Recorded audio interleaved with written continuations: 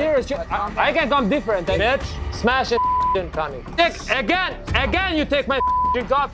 We'll see what happened to you. Don't you dare! Jasmine and Florian are clashing. Why? Well, because Gino got drunk with the boys. But the thing is, this fight doesn't just impact Florian and Jasmine. It affects their significant others too. And you didn't think you disrespected her in front of me and disrespect me in front of everybody. You embarrassed me. You were like barbaric. Yeah, this definitely isn't a good turn of events. I mean, Florian and Stacey are one of the only couples who seem to actually be making any progress at the retreat. So will this fight, a fight that has nothing to do with their relationship, derail the progress that they've made? And will it also set Gino and Jasmine further back than they already are? Well, before we get to that, let's rewind to the start. So, the last time we saw Gino and Jasmine, things were tenser than they've ever been before. Jasmine had just told him that she wants an open relationship. She thinks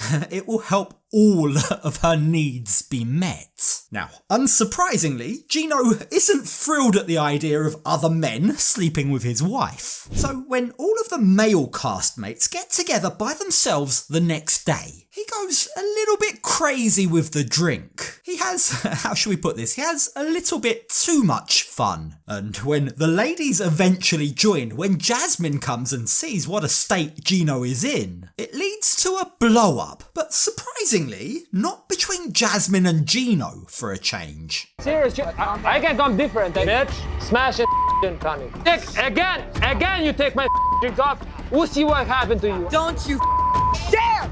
Seeing how drunk Gino was, Jasmine decided that the best course of action was to throw out his drink. Now, the irony doesn't escape me, right? It's ironic that Jasmine's here throwing drinks, given all the drama that was caused by Natalie and drinks being thrown, as I'm sure you recall. Yeah, she herself took great offence to that, and rightly so. But I guess this time she feels the situation is different. Now, perhaps that's because it's her husband's drink, right? Well, wrong. You see, Jasmine has accidentally poured out the wrong drink. She poured out Florian's gin and tonic, and that is why he's so annoyed. Now, the fight between them doesn't last long, it quickly fizzles out, but it does leave Stacey feeling distressed. I am sorry, I feel guilty. I wanted to do that to you. It's okay. Now, this has really impacted and affected Stacey, right? But instead of comforting her, instead of really even noticing that she's upset, Florian's priority is his drink. He continues to drink away, which is a shame. It's a shame because the last we saw them, they appeared to be doing well. They'd committed to leaving their issues in the past. But here he is again, drinking, partying, and basically ignoring his wife. He's gone back to old habits, right? He doesn't even notice how Stacey is feeling. Now, for as angry as Florian was, and by the way, quick side note here, the way he spoke to Jasmine, the way he threatened her, wasn't okay. But when everything died down, once all of that drama had subsided, the smart thing to do, the right thing to do, should have been to check in on his wife. Just double check she's okay. But he didn't, and that is going to come back to haunt him. Now, both Jasmine and Stacey feel like it's time to get their husbands home, but Gino isn't quite ready to leave the party yet. Come on, I'm having a bonding moment with my guys, right? My guys, don't be ridiculous. Let's go home. Good night. Good night, Gino. Now, for as much as he might want to continue bonding, the party begins to die down. Everyone begins to make their own way home, and soon after, Gino also reluctantly goes back with Jasmine. But I've got to say, it's a bit strange how Jasmine is so obsessed, so concerned about Gino here. Like, given how bad the status of their relationship is, given that their relationship is in the gutter, why not just go back to her own room and let the guy be? Why not just leave him to drink if he wants to drink? Well, when the producers ask her the same question on Between the Sheets, she gives us her interesting thought process here. Because if I leave him there, what if he steps and falls on a stone, and then the coyotes from the desert eat him. For as bad as things are between Gino and Jasmine, I think that is a good sign, I mean, it's gotta be a glimmer of hope that she doesn't want him to die or be eaten, right?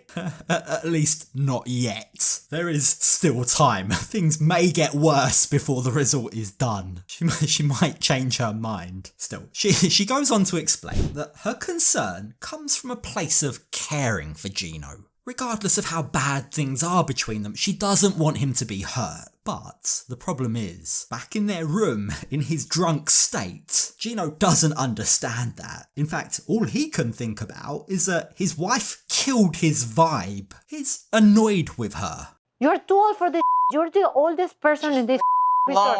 I'm not gonna leave you alone. Just leave me alone, please. Okay. Go to bed, please. Go in the other room. He really does sound wasted, doesn't he? I think it's a good job Jasmine stopped him from drinking anymore. Now, Jasmine tries to help him get into bed, right? But Gino doesn't want her help. You've spoiled my fun, he says. And by the sounds of things, all that partying with the youngsters might have been the greatest night that Gino has had in a very, very long time. Yeah, it was great.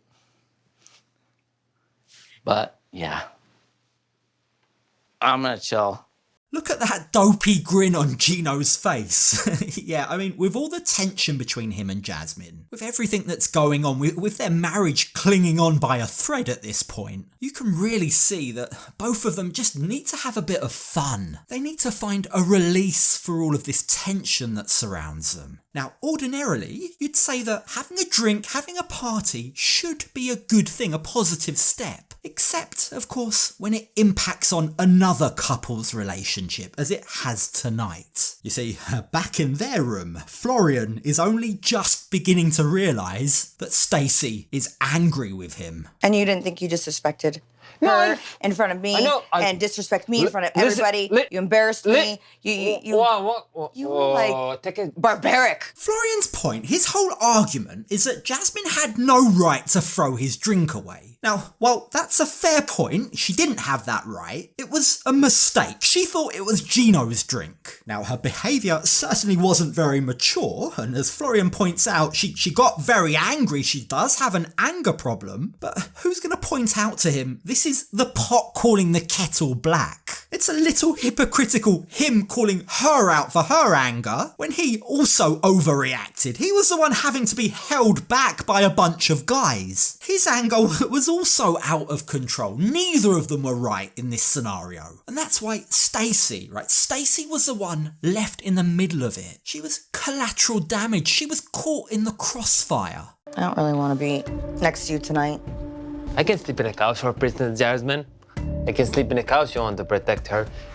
Come on, please. This is the kind of situation where no one comes out the winner. Right, there's an argument to be had, right, hear me out, there's an argument to be had that it probably would have been better for their relationship if Stacey had had Florian's back. But at the same time, credit to her, she didn't like the way that he was acting and she spoke up. You do have to respect her for that. Now, the next day, the guys all wake up hungover. Hardly the best start for what's about to come. They're about to go on an outing, they're about to have an active therapy session. But as they all head away from the resort, it quickly becomes clear that everything that happened last night has yet to be forgotten. Florian, that freaking Florian, I don't want to see that dude today, honestly. Yeah, he's right. Like, I already didn't like him. Yeah, he's a dick. He's a dick and ass. Wow, Jasmine, tell us how you really feel. Jasmine tells Gino that she forbids him from being friends with Florian. He's a bad influence, she says. Now, given what a fun time Gino was having with Florian before Jasmine showed up, Gino doesn't exactly commit to that request, right? But either way, that dislike for each other is entirely mutual. In the other car, when Ari asks, "Do you think the others are talking about us?" Florian lets his feelings be known, and he really doesn't hold back. Yes. Yes, definitely. Yes. Special Julia and Jasmine. Annoying, talk too much, man. Yeah, I think it's safe to say Florian doesn't like Jasmine either. Now, given all the bad blood there is in the group, right, I thought that this activity might be marred by some of that drama. There might be some spillover. But surprisingly, thankfully, that wasn't the case. When they get to the lake, when they begin their rowing exercise, both of them begin to focus on their partners. But that doesn't mean it's all smooth sailing. You see, when the therapist asks, who's the leader between you two, Gino and Jasmine, things begin to get a little tense. Oh, now I see kind of two hands going up. Gino, what are you thinking? I feel like I have to lead, otherwise our boat will sink. Okay. Our ship will sink. Excuse me. Okay. It isn't exactly the best start, right? But every now and again, these two do still have the ability to surprise us. You see, just as it begins to look like another fight might be on the horizon, Gino explains that in this exercise, he feels like he has more experience. But he goes on to say, I'm more than happy to listen to my wife too. It's a mature response. Perhaps there was some benefit to him releasing that tension after all. And Jasmine appreciates it. She appreciates the effort, all the effort that Gino is making today. And you know what, baby? I'm very proud of you because don't take it wrong, but you're the oldest guy. Yeah. And you are killing it, baby. You are killing it. I'm sure Gino would have preferred if she left his age out of it, if she didn't use that as the reason why he's doing so great. But the underlying message here is that Jasmine is being supportive. There is still that sweet tenderness that every marriage requires. It's a side of her we haven't seen her direct towards her husband in a very long time. And when they make it back to dry land, Gino explains that while he doesn't often notice when Jasmine makes an effort, even he can see this. He was pleasantly surprised at her support, at the way, unlike some couples, she wasn't fixated on just winning. But she stayed calm, and I was shocked, you know, and I'm thinking in my head, wow, this is how we need our relationship to be. It was good. So, after all the drama of the previous night, it is a welcome relief. It is nice to see that this is one of the best days that Gino and Jasmine have had since coming to the retreat. They've focused on each other, right? And they've blocked out all of the outside noise. They have made progress today. Now, do I think that it will remain rainbows and butterflies? No chance. But, at least for the moment, they have some welcome peace. Now, as for Stacey and Florian, surprisingly, they have a pretty good day too. Once we knew we were going to be in last place, the pressure was off and we could just lean back and relax and enjoy rowing to shore. And it kind of actually felt like a romantic date. They may have lost the challenge, but it actually feels like a pretty good outcome for them. With all of the drama that started this episode, it almost feels like a minor miracle that they're all in a better place by the end of it. But for how long? How long can the peace possibly last? Yeah, with these guys, we all know, not long.